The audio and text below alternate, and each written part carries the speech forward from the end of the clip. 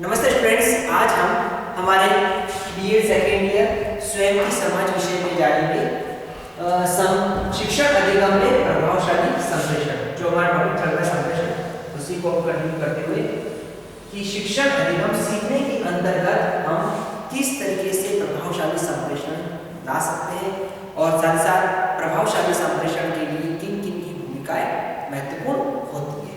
तो सबसे पहले हम कुछ बातें जान लेते हैं कि संप्रेषण प्रक्रिया को प्रभावी बनाने के उपाय।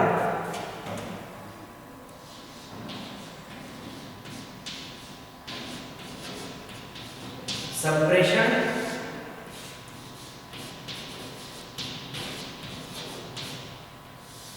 प्रक्रिया को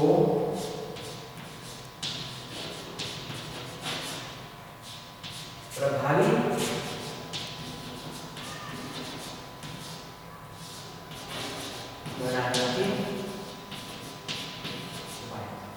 कौन कौन से उपाय है जिसके माध्यम से हमारे जो कम्युनिकेशन जो प्रोसेस है, संप्रेषण प्रक्रिया है, उसको प्रभावशाली और बेहतर तौर पर बना सकते हैं। तो सबसे पहली बात है, इसके लिए प्रोसेस की बातें करते हैं।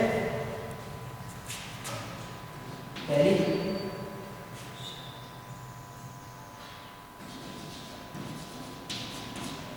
कक्षा में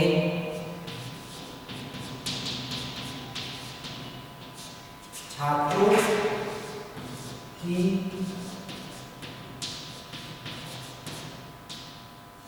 संख्या कम रखी जाए।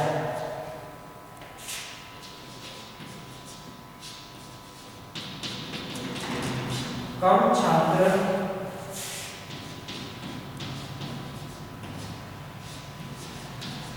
होने से शिक्षक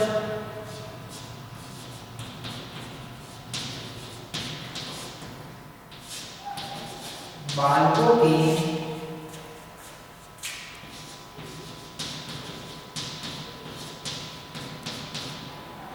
व्यक्तिगत हितों पर ध्यान दे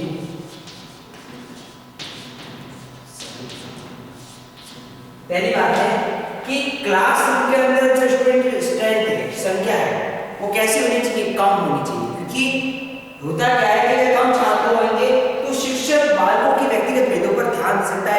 अगर स्टूडेंट लिमिटेड होंगे, कम होंगे, तो टीचर्स को पता रहेगा कि हर स्टूडेंट की प्रॉब्लम्स क्या है, उन प्रॉब्लम्स का सॉल्यूशन किस तरीके से निकालना वगैरह वगैरह। तो इसीलिए ये बात इंपॉर्टेंट है कि स्टूडेंट कम, अगर ज़्यादा छात्र होंगे टीचर्स को भी दिक्कत आएगी, पढ़ाने में दिक्कत आएगी, क्योंकि ज़्यादा क्लास को वो हैंडल करना वगैरह सब दिक्कत होती है। इसलिए जितनी कम छात्र होंगे उतने टीचर्स के लिए सही है और टीचर्स बच्चों पर विशेष अच्छे से ध्यान दे पाए।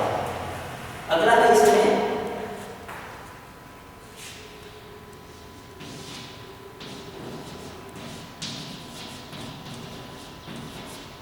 विद्यालय में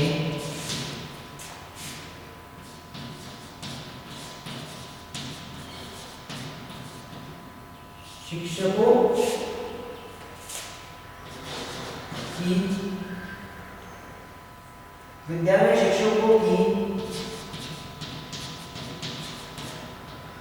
संख्या बढ़ाई जाए। विद्यालय में शिक्षकों की संख्या बढ़ाई जाए। विद्यालय में टीचर्स अधिक होनी चाहिए, यानी कि संख्या बढ़ाई जानी चाहिए। कई बार हम देखते हैं कि कम टीचर्स होने से और स्टूडेंट ज़्यादा है तो टीचरों को काफ़ी दिक्कत आती है, समस्याएं आती है। वो फिर जो अन्य गतिविधियां होती है, जो अन्य कार्य होते हैं, वो फिर नहीं कर पाते, सिर्फ शिक्षण के इसमें रहते हैं। तो ये सब जरूरी है कि बच्चों के लिए बेहतर एनवायरनमेंट क्रिएट करना हो या बच्चों को बेहतर शिक्षण अधिगम देना हो, तो इसके लिए टीचर्स पर्याप्त होनी चाहिए, संख्या होनी चाहिए, ताकि प्रत्येक टीचर अपने अपने ड्यूटीज को समझे और उसके अकॉर्डिंग अपना वर्क या अपना कार्य करे। अगला है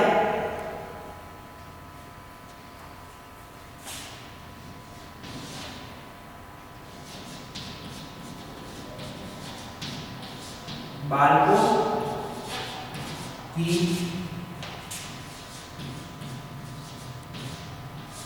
रुचि एवं बालकों की रुचि एवं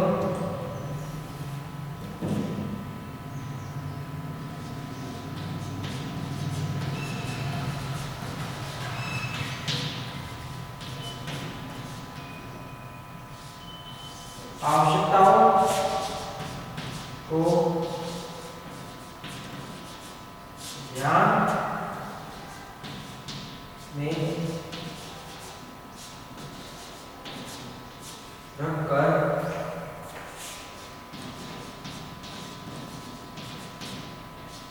शिक्षा दी जाए।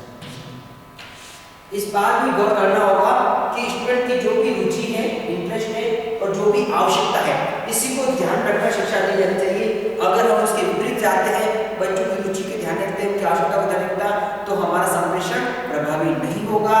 हम जो बच्चों को सिखा रहे हैं, बता रहे हैं, बच्चों के समझ में नहीं आएगा। इसलिए इसको विशेष तौर पर ध्यान रखना है। क्लासरूम में जो बच्चों की रुचि और आवश्यकता होती है, इसको ध्यान रखकर उनको शिक्षा देनी है।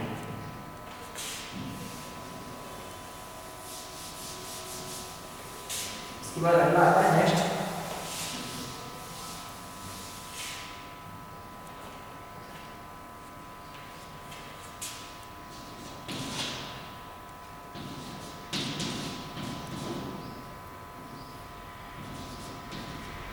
बुद्धि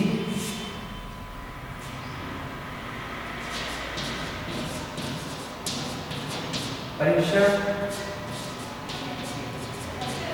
द्वारा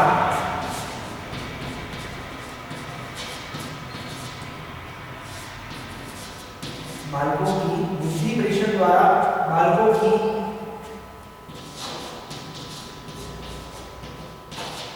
बुद्धि का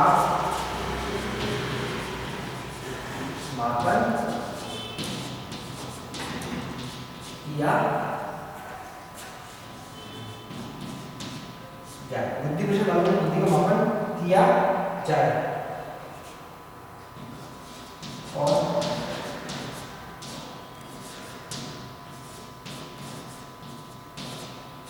बुद्धि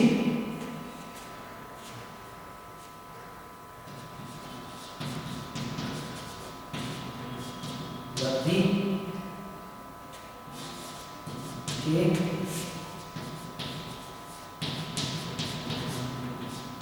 अनुसार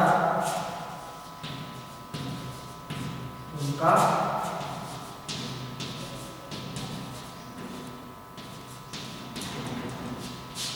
वर्गीकरण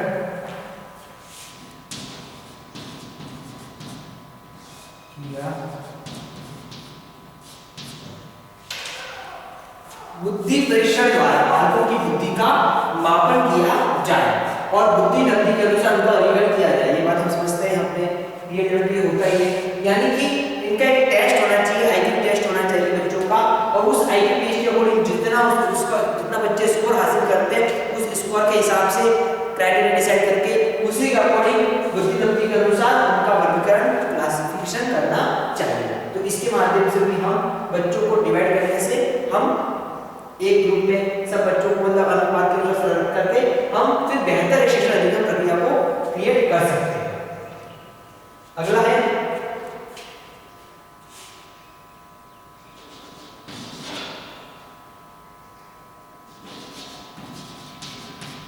कक्षा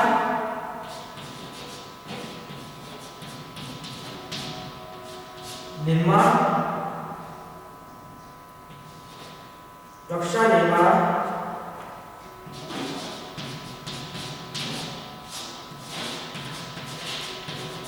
करते समय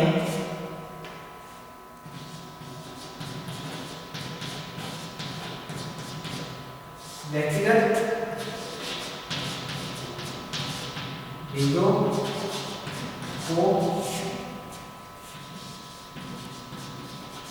ध्यान में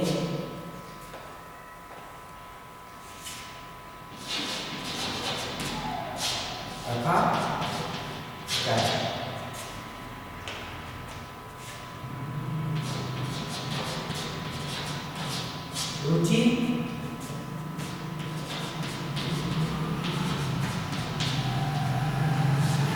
क्षमता और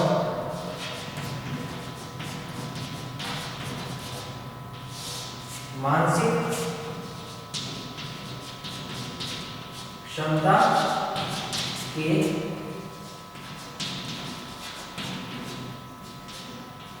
आधार पर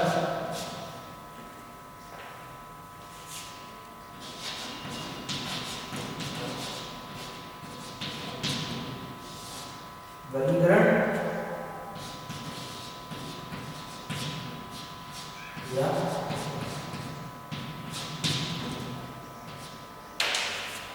इस बात को भी हमको समझना है कि कक्षा का निर्माण का समय, जब क्लासरूम का जब निर्माण किया जाता है, कक्षा बनाई जाती है, तो उस कक्षा बनाने समय इस बात पर ध्यान दिया जाए कि व्यक्तिगत भेदों को ध्यान रखकर रखा जाए। ठीक है, व्यक्तिगत क्या है, हर बच्चों की जो रुचि होती है, बच्चों की जो योग्यताएं होती है और जो मानसिक क्षमता होती है, ठीक है, मेंटल कैपेसिटी होती है, उसी के आधार पर ही क्लासरूम का क्लासिफिकेशन वर्गीकरण किया जाना चाहिए। और अंतिम जो बात है वो है ये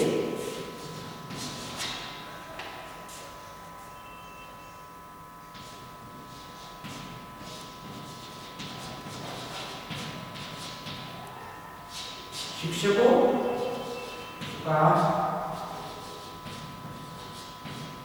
कार्य भार कम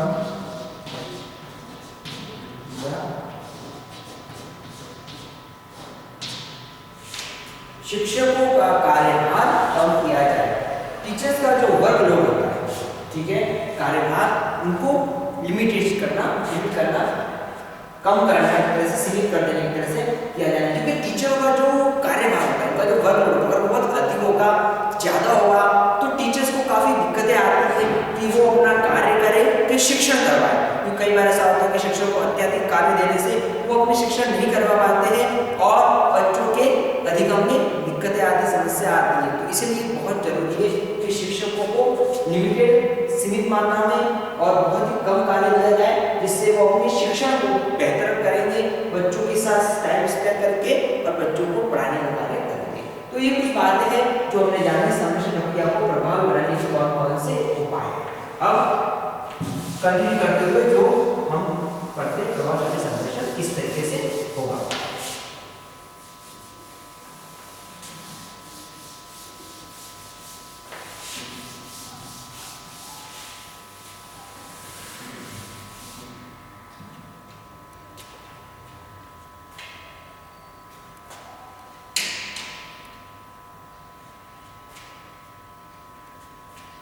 सबसे पहले शिक्षण नीति में प्रभावशाली संरक्षण के लिए सबसे पहले जो है वो है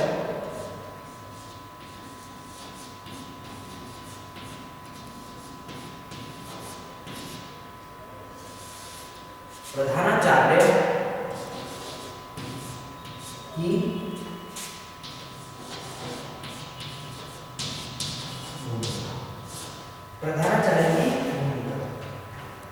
रोल ऑफ प्रिंसिपल, हेडमास्टर या प्रधानाचार्य जो भी हम कह सकते हैं, प्रिंसिपल की एक अहम भूमिका है विद्यालय के अंदर।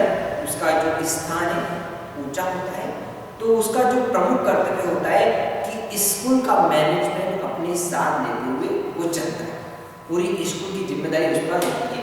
इसलिए उसके लिए जरूरी है कि वो शिक्षण अधिकारी में प्रभावशाली संरक्षण बनना है, तो विद्यालय के अंदर जो टाइम मैनेजमेंट होता है, समय सारणी जिसको निर्मित की जाती है, वो ऐसी होनी चाहिए जो बच्चों के बेहतर शिक्षण और अधिगम के लिए जरूरी है। टीचर्स को उनकी योग्यता, उनके अनुभव के हिसाब से कार्यों का सही से बंटवारा और सभी शिक्षक आपस में एक साथ कार्य करें, यानी कि मिलजुल कर कार्य करें। इसके लिए ऐसे वातावरण का निर्माण करना कि शिक्षक एक दूसरे के सहयोग के साथ कार्य कर सकें। बच्चों के अनुशासन में बनाए रखते हुए शिक्षण करवाने के लिए भी विद्यालय में कौन कौन से क्रियाकलाप होने चाहिए या कौन कौन से ऐसे नियम होने चाहिए, उन सभी की उचित व्यवस्था करना।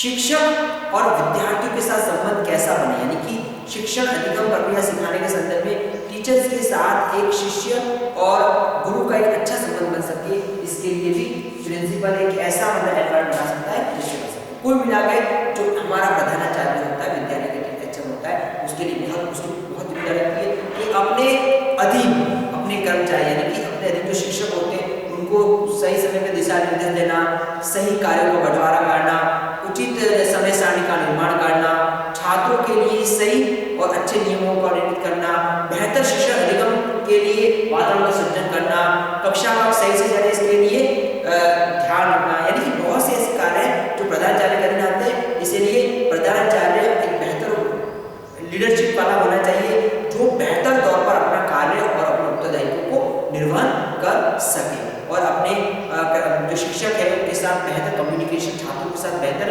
कम्युनिकेशन संप्रेषण कर सके।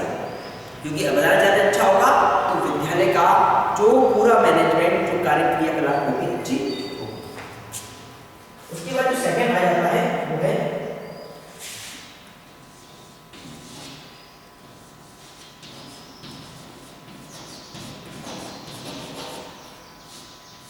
अध्यापक की भूमिका। अब इस प्रश्न को तो हम विशेष दर्जा देंगे, मतलब क्योंकि स्टूडेंट के साथ, बच्चों के साथ जो विद्यालय में अपना समय मतलब समय को निभाता है वो कौन है? अध्यापक होता है। तो अध्यापक को हमेशा मधुभाषी, मिलनसार होना चाहिए, बच्चों की समस्याओं का समाधान करने वाला, बच्चों को बेहतर अधिगम प्रदान करने वाला, कक्षा में अपने उत्तरदायित्व को अच्छे से समझने वाला होना चाहिए। वह बच्चों को समझते हुए शिक्षण करवाए, क्लासरूम में पढ़ाते समय इस बात पर ध्यान देना कि पढ़ाते हुए उसको कौन कौन सी एक्टिविटीज पर ध्यान देना है, यानी कि पढ़ाने के लिए कौन कौन से मेथड यूज करने हैं, हम उसको कौन कौन से तरीकों के माध्यम से शिक्षण करवाना, ये सब बात याद रखिए। शिक्षण के साथ साथ स्कूल में कौन कौन सी एक्टिविटीज करवानी है, कौन कौन से कार्य करने हैं, इन सब बातों पर भी अध्यापक को ध्यान देना होगा। इसलिए हम कह सकते हैं कि अध्यापक को क्या क्या कार्य करना चाहिए, इसके साथ साथ देखेंगे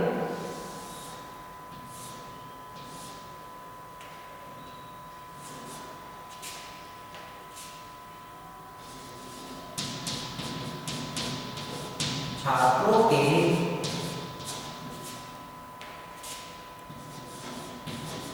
पूर्व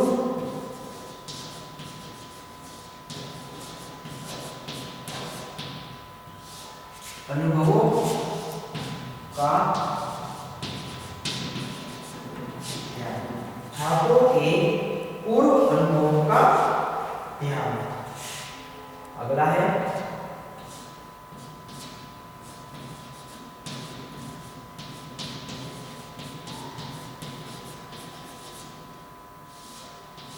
निर्देशात्मक। अगला है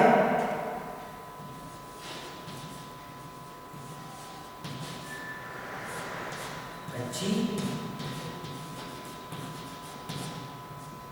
योजना। अच्छा है उचित पर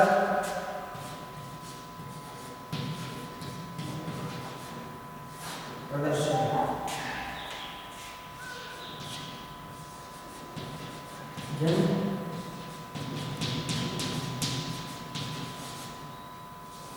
जनतंत्रात्मक।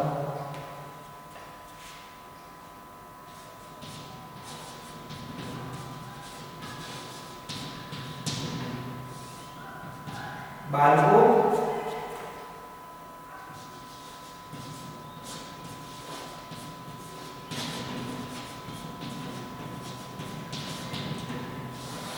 कठिनाइयों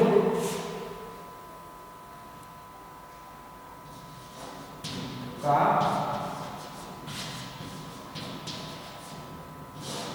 निदान।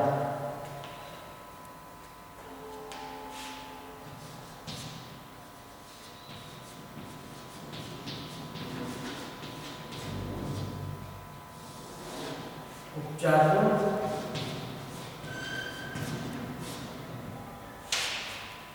अब ये कुछ बातें हैं जो टीचर से रिलेटेड है कि अध्यापक अपने रोल को अच्छे से प्ले करने के लिए, उसको भूमिका को निर्वहन करने के लिए उसको छात्रों के पूर्व अनुभव को हम लोग ने शिक्षण में सीखा भी है कि हम बच्चों को शिक्षण करवाने से पूर्व उनकी प्रीवियस नॉलेज यानी कि जो पूर्व ज्ञान होता है, पूर्व अनुभव होते हैं, उनको ध्यान रखना है। बच्चों के पूर्व अनुभवों को ध्यान रखते हुए वर्तमान समय से जोड़ते हुए भविष्य के संदर्भ में कार्य कौन कर सकता है? शिक्षक कर सकता है। इसलिए शिक्षक को इस बात पर गौर करना पड़ेगा, ध्यान देना पड़ेगा, जो कि छात्रों के पूर्व अनुभव को ध्यान रखते हुए उसकी वर्तमान समय में कार्य करना है, भविष्य के लिए उसको तैयार करना है। निर्देशात्मक, शिक्षक को हमेशा निर्देशात्मक प्रवृत्ति का होना पड़ेगा, यानी कि बच्चों को, बालकों को समय समय पर निर्देश देते रहना, इंस्ट्रक्शन देना, किस तरीके से क्या एक्टिविटीज करनी चाहिए, कैसे शिक्षण करना, अपनी समस्याओं का समाधान के लिए कैसे तत्पर रहना, तैयार रहना। इस तरीके से जब भी बच्चों को जरूरत पड़ती है उसके लिए निर्देश देने के लिए शिक्षक को कार्य करना होगा। अच्छी योजना, अब ये समझ सकते हैं, एक अच्छी योजना की प्लानिंग के साथ टीचर्स को काम करना होगा बच्चों के लिए।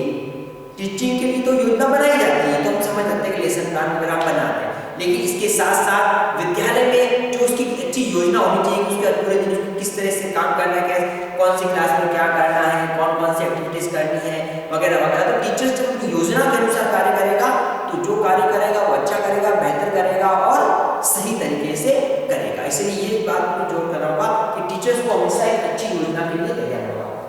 उचित पथ प्रदर्शन, पथ प्रदर्शन यानी कि बच्चों के रास्तों के लिए, यानी कि पथ यानी उसके जो जीवन के जो रास्ते हैं उनको जो करना चाहते हैं उसके लिए उचित प्रदर्शन देना है। बच्चों को जब निर्देश देते हैं तो उचित तरीके से पथ प्रदर्शन करना, उनके साथ खड़े रहना, उनकी कठिनाई का निवारण करना, समय समय पर मार्गदर्शन करते रहना, इससे बातों को ध्यान रखना।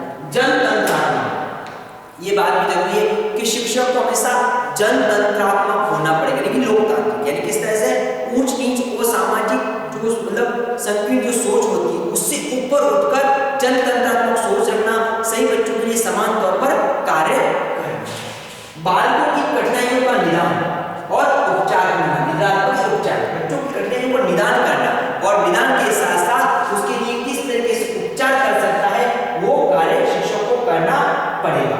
बच्चों की कठिनाइयों को समझते, कौन कौन सी बच्चों को समस्या आई है उन समस्याओं को समझते, उसके लिए निदान करने के साथ ही उसके साथ उपचार को कार्य करना होगा। तो इस तरीके से टीचर्स अपनी भूमिकाओं का निर्माण करता है।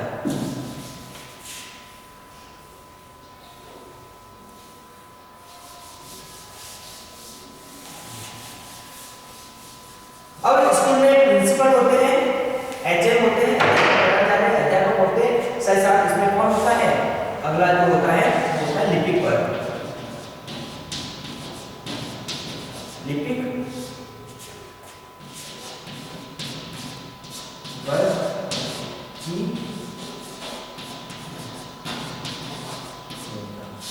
लिपिक वर्ग की भूमिका, क्लर्किंग। अब लिपिक वर्ग की क्या भूमिका? लिपिक वर्ग शिक्षण कार्य तो नहीं करवाता, लेकिन उनकी भी एक बहुत अहम भूमिका होती है। विद्यालय के जितने भी रिकॉर्ड्स होते हैं, चाहे वो टीचर से रिलेटेड होते हैं, स्टूडेंट से रिलेटेड होते हैं, या जो भी संग्रहण होता है वो लिपिक वर्ग करता है। प्रवेश से लेकर बच्चों की टीसी तक के सारे कार्य लिपिक वर्ग करता है। तो लिपिक वर्ग को भी अच्छा और मधुभाषी होना होगा, टीचर के साथ अच्छे से पेश आवे, स्टूडेंट के साथ अच्छे से पेश आवे, बच्चों के जो भी छात्रवृत्ति संबंधी कार्य होते हैं या जो भी लिखित मतलब जो वर्क होते हैं, यानी कि जो रिपोर्ट होने कार्य होते हैं, जो स्टूडेंट के रिलेटेड होते हैं, वो कार्य अच्छे से और सही तरीके से करें, ताकि स्टूडेंट की किसी तरीके की समस्या नहीं आए। बच्चों को प्रवेश के समय अच्छे से दिशा निर्देश देना, और प्रवेश में कोई दिक्कत आ रही है, फॉर्म भरने में दिक्कत आ रही है तो उनके साथ बैठकर उनको फॉर्म भरने दिक्कत, फॉर्म भरने में मदद करना, ठीक है, इस तरीके के कार्य करना होगा। बच्चों के लिए कौन कौन सी योजनाएं आ रही है, क्या करना है, तो ये सब भी लिपिक वर्ग देखता है, तो उसको समझना होगा। लिपिक वर्ग इस चीज को अच्छे समझेगा, उसके लिए कार्य और सही से तैयार रहेगा। तो इस तरीके से हमने जाना कि शिक्षण अधिगम को एक प्रभावशाली संप्रेषण को बनाने के कौन कौन से जो उपाय हैं जो हमने आज कक्षा में जाने, साथ ही साथ इसमें प्रधानाचार्य की क्या भूमिका रहती है, अध्यापक की क्या भूमिका रहती है, और लिपिक वर्ग की किस तरीके से वो अपना रोल प्ले करता है। तो आज हमने कक्षा में इस टॉपिक को आज हमने अच्छे से समझा। अब इसे लेकर आज का आपका असाइनमेंट है,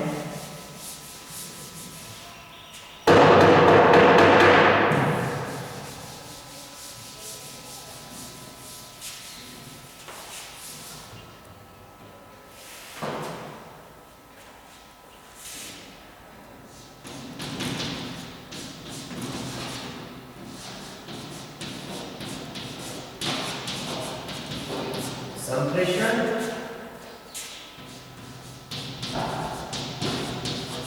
प्रक्रिया को प्रभावी बनाने के उपाय बताइए। संप्रेषण प्रक्रिया को प्रभावी बनने के उपाय बताइए। तो कौन कौन से उपाय, इसी बारे में आपको आपका असाइनमेंट करना है। स्टूडेंट्स वाटर पसंद कर रहा है, इसमें आपको सावधानी रखनी है, मास्क का प्रयोग करें।